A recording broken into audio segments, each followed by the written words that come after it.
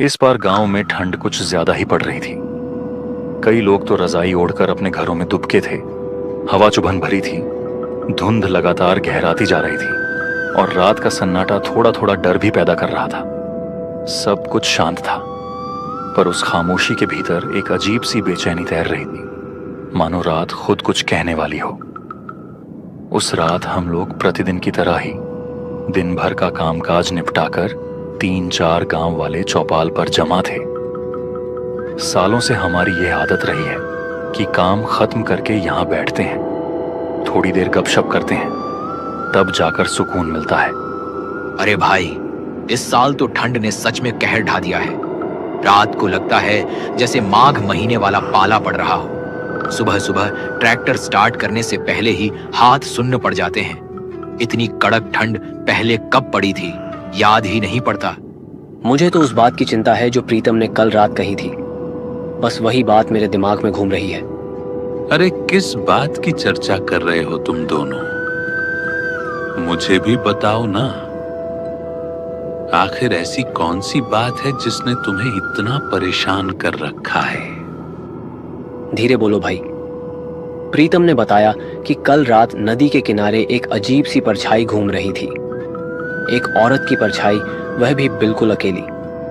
उसे देखकर तो प्रीतम बेहोश होते होते बचा था। अरे भाई, ये हवा तो सच में हड्डी खंपा देने वाली चल रही है। और देखो, काफी रात भी हो गई, लेकिन अपना कहानी वाला धर्मपाल काका अभी तक आया ही नहीं। उसे तो अब तक पहुंच जाना चाहिए था। काका के बिना तो चौपाल का माहौल जमता ही नहीं। अरे देखो, शायद धर्मपाल काका आ रहे हैं। सबकी नजरें अंधेरे में टिकी थीं। धुंध इतनी घनी थी कि कुछ भी साफ दिखाई नहीं दे रहा था। तभी दूर से एक आकृति धीरे धीरे उभरती हुई दिखाई दी। करीब आने पर पता चला वह कोई और नहीं, गांव के कहानी सुनाने वाले धर्मपाल काका थे। काका बिना एक शब्द बोले चौपाल में आए और धीरे से आकर आग के बिल्कुल पास बैठ गए। अरे काका, आज आपने इतनी देर कैसे कर दी? हम सब आपका ही इंतजार कर रहे थे। कहीं गांव से बाहर या दूसरे खेत पर गए थे क्या? अरे दिनेश, थोड़ा खेत पर काम था रे, वही निपटाते निपटाते देर हो गई। और इस बार तो ठंड भी बहुत ज्यादा पड़ रही है। अरे सोनू, तू जा जरा शिवू की दुकान से चाय लेकर आ। चाय नहीं होगी तो कहानी में मजा कैसे आएगा? आप सही बोलते हो काका। कहानी सुनते सुनते गर्म चाय पीने का मजा ही कुछ और होता है।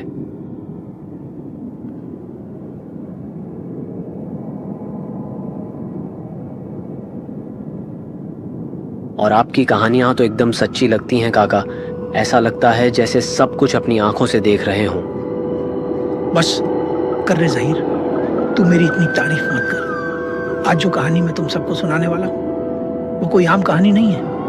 ये मेरी आंखों देखी सच्ची घटना है जो मेरे साथ तब घटी थी जब मैं बस 27 साल का जवान लड़का था।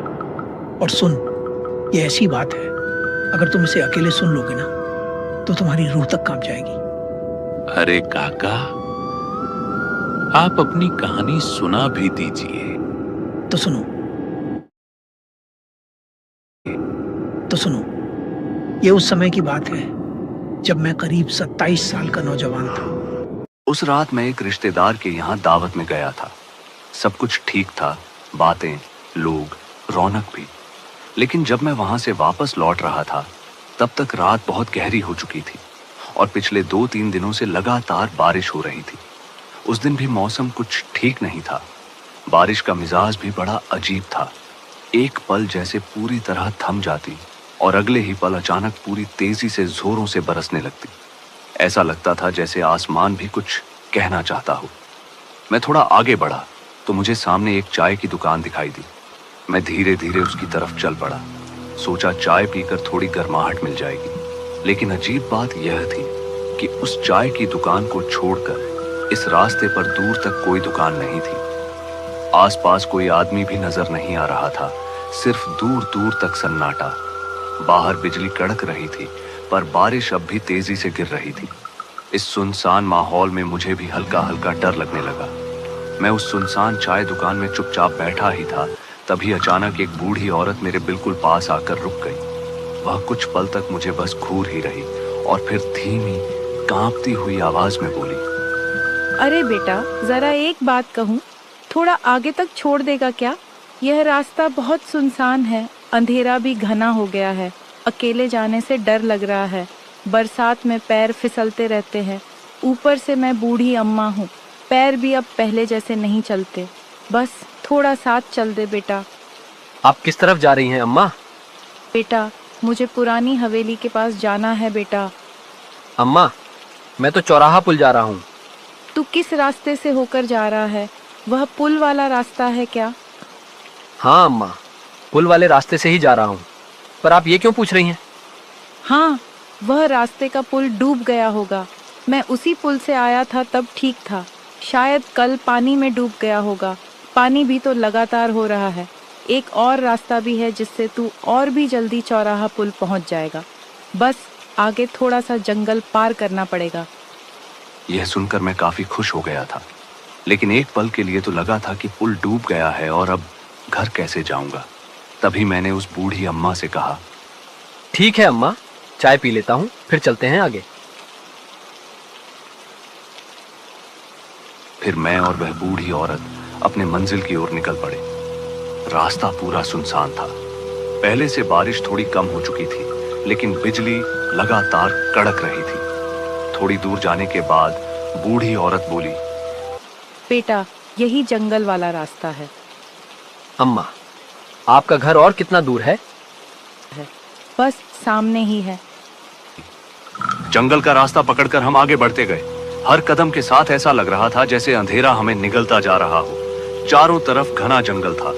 पेड़ों की टहनियां हवा में ऐसे झूल रही थीं जैसे कोई परछाई हमें देख रही हो। दूर से जानवरों के चिल्लाने की आवाजें पूरे जंगल में गूंज रही थी, और वो आवाजें जितनी दूर से आती हैं उतनी ही करीब महसूस होती हैं। ऊपर से मैं एक अनजान व्यक्ति के साथ जा रहा था। उसके कदमों की आहट शांत थी, इतनी शांत कि अजीब लग रही थी। मुझे डर लग रहा था, दिल जोर जोर से धड़क रहा था, लेकिन मैं कुछ कर ही नहीं सकता था। बस आगे बढ़ना ही मेरी मजबूरी थी। अचानक बारिश और तेज हो गई। हवा के साथ साथ बारिश की बूंदें भी देह पर तीर की तरह लगने लगी।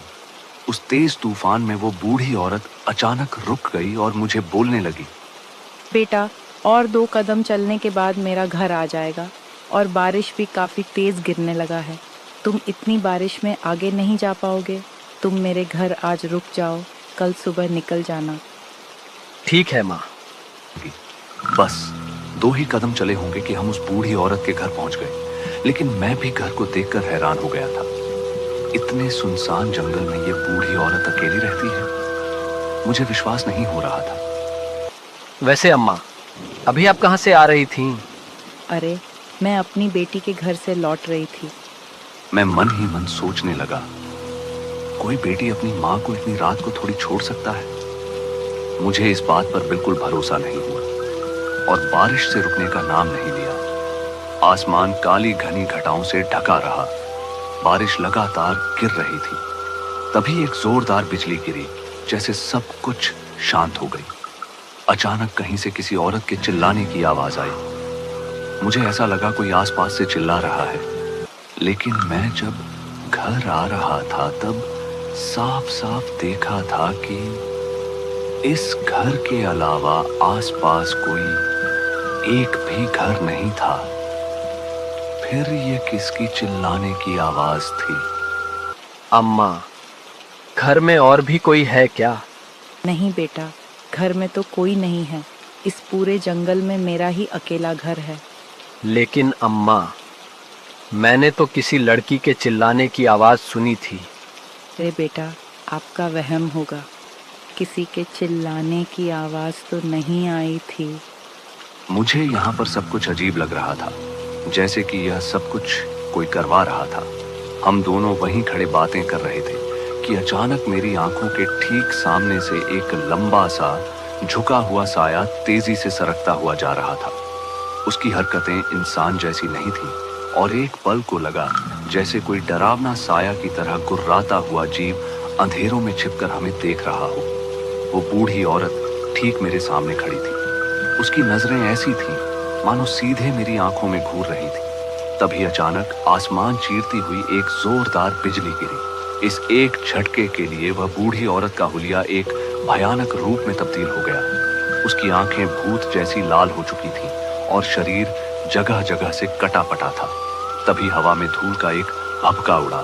थोड़ी ही देर पहले मैंने एक पल में जो देखा, उसका मौका देखते हुए मैं जितनी तेज दौड़ सकता था उतनी तेज दौड़ा, जब तक कि वह भयानक जंगल पार नहीं हुआ। बारिश रुकने का नाम ही नहीं ले रही थी और बिजली भी बार बार कड़क रही थी। काफी देर लगातार भागने के बाद आखिरकार मुझे दूर एक गांव दिखाई दिया। जैसे ही मैं गांव के भीतर पहुंचा, मेरी नजर एक ऐसे घर पर पड़ी जिसके बाहर कुछ ग्रामीण बैठे थे।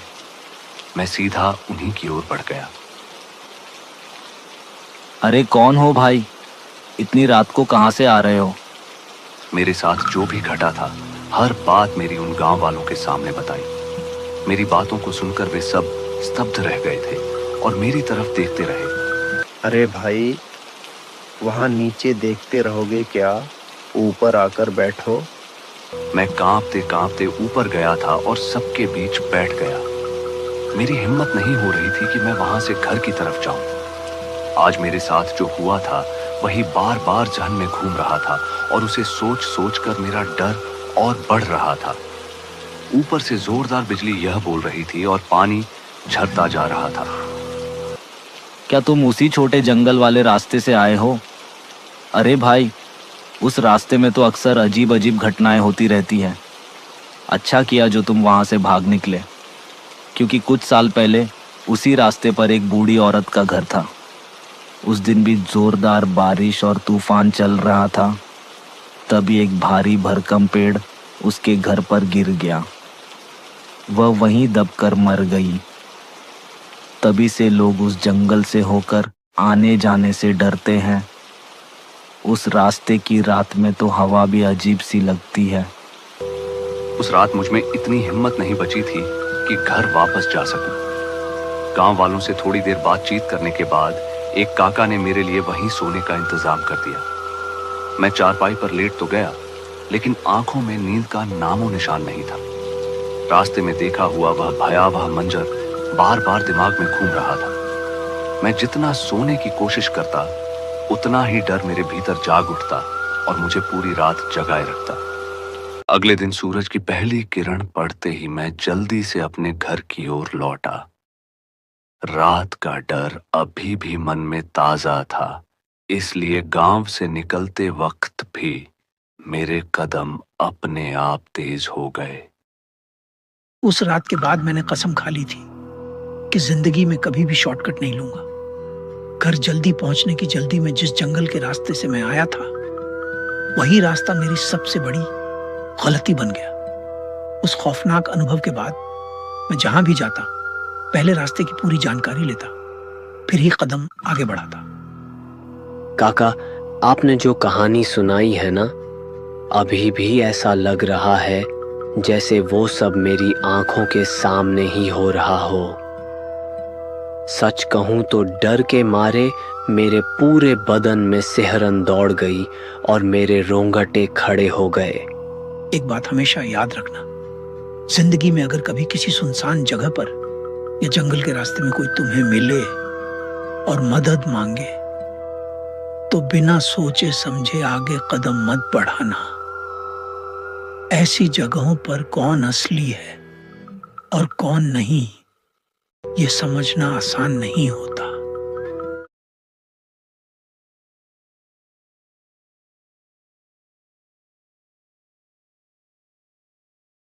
इस बार गांव में ठंड कुछ ज्यादा ही पड़ रही थी। कई लोग तो रजाई ओढ़कर अपने घरों में दुबके थे। हवा चुभन भरी थी। धुंध लगातार गहराती जा रही थी और रात का सन्नाटा थोड़ा थोड़ा डर भी पैदा कर रहा था। सब कुछ शांत था, पर उस खामोशी के भीतर एक अजीब सी बेचैनी तैर रही थी, मानो रात खुद कुछ कहने वाली हो। उस रात हम लोग प्रतिदिन की तरह ही दिन भर का कामकाज निपटाकर 3-4 गांव वाले चौपाल पर जमा थे। सालों से हमारी यह आदत रही है कि काम खत्म करके यहां बैठते हैं, थोड़ी देर गपशप करते हैं, तब जाकर सुकून मिलता है। अरे भाई, इस साल तो ठंड ने सच में कहर ढा दिया है। रात को लगता है जैसे माघ महीने वाला पाला पड़ रहा हो। सुबह सुबह ट्रैक्टर स्टार्ट करने से पहले ही हाथ सुन्न पड़ जाते हैं। इतनी कड़क ठंड पहले कब पड़ी थी याद ही नहीं पड़ता। मुझे तो उस बात की चिंता है जो प्रीतम ने कल रात कही थी। बस वही बात मेरे दिमाग में घूम रही है। अरे किस बात की चर्चा कर रहे हो तुम दोनों? मुझे भी बताओ ना। आखिर ऐसी कौन सी बात है जिसने तुम्हें इतना परेशान कर रखा है? धीरे बोलो भाई। प्रीतम ने बताया कि कल रात नदी के किनारे एक अजीब सी परछाई घूम रही थी। एक औरत की परछाई, वह भी बिल्कुल अकेली।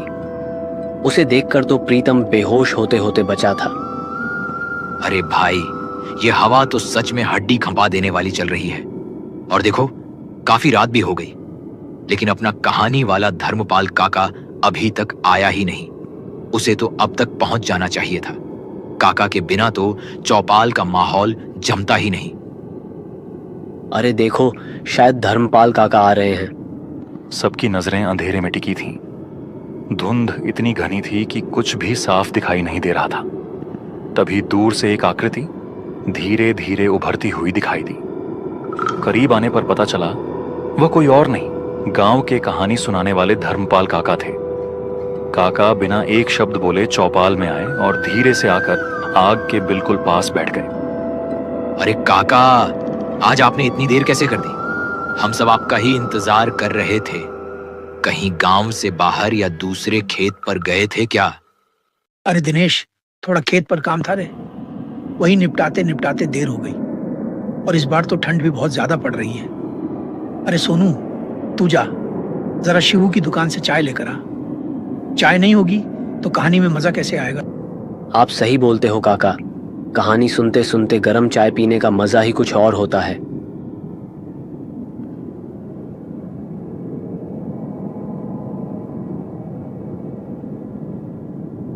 और आपकी कहानियां तो एकदम सच्ची लगती हैं काका। ऐसा लगता है जैसे सब कुछ अपनी आंखों से देख रहे हों। बस कर रे ज़हीर, तू मेरी इतनी तारीफ मत कर। आज जो कहानी मैं तुम सबको सुनाने वाला हूँ वो कोई आम कहानी नहीं है। ये मेरी आंखों देखी सच्ची घटना है जो मेरे साथ तब घटी थी जब मैं बस 27 साल का जवान लड़का था। और सुन, ये ऐसी बात है, अगर तुम इसे अकेले सुन लोगे ना तो तुम्हारी रूह तक कांप जाएगी। अरे काका, आप अपनी कहानी सुना भी दीजिए। तो सुनो।